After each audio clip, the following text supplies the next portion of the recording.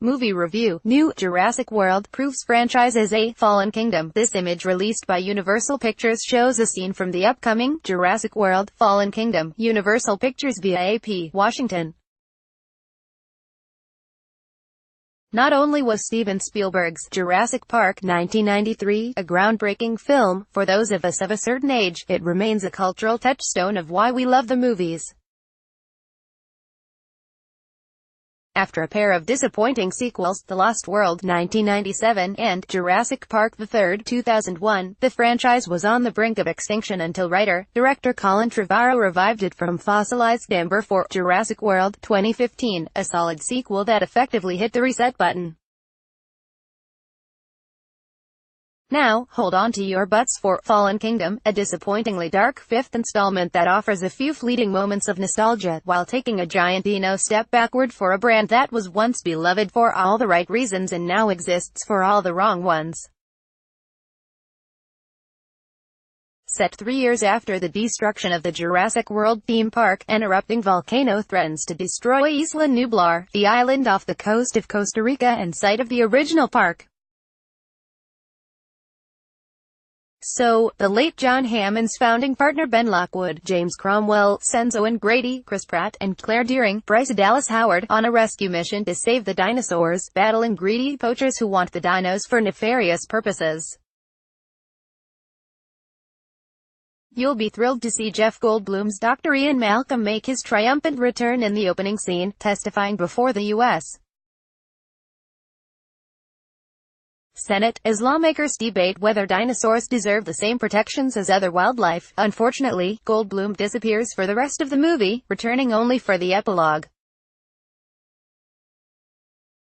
To have him only featured in the bookends is deflating, especially after watching him steal the show recently in Thor: Ragnarok 2017.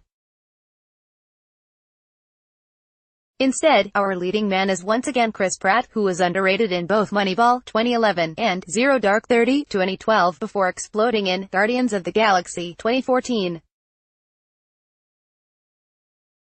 With the right material, Pratt can be charming as hell, but his comedic talents are wasted here as he runs from an overkill array of CGI dinosaurs. After such repetition, you'll root for his beloved Raptor Blue to eat him like Grizzly Man 2005. At least that would be unexpected. Co-star Bryce Dallas Howard poses more interesting thematic questions, evolving from park operations manager to an activist for the dinosaur protection group.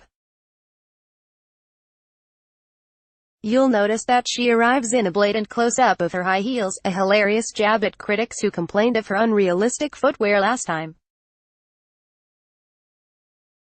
Don't worry, she still ditches the heels when the killing starts. In all seriousness, her heels aren't the problem, it's the over-the-top heel turns of the bad guys. Eli Mills, Rafe Spall, over-explains his master plan with exposition. Gunnar Eversole, Toby Jones, sticks around too long after a disrupted auction, and Ken Wheatley, Ted Levine, spoils his early promise as a ruthless mercenary by making a boneheaded mistake in a dino cage. Here's a tip, dear readers. When minor supporting characters like Dr. Henry Wu, B.D.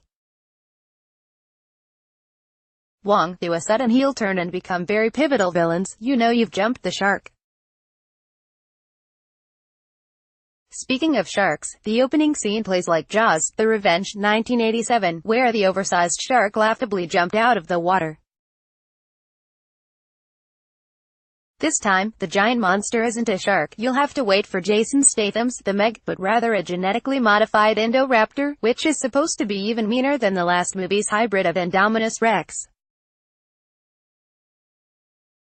Unfortunately, the terror is immediately taken out of the beast by having it wink not once but twice at the camera, breaking the fourth wall and making it impossible to take the movie seriously.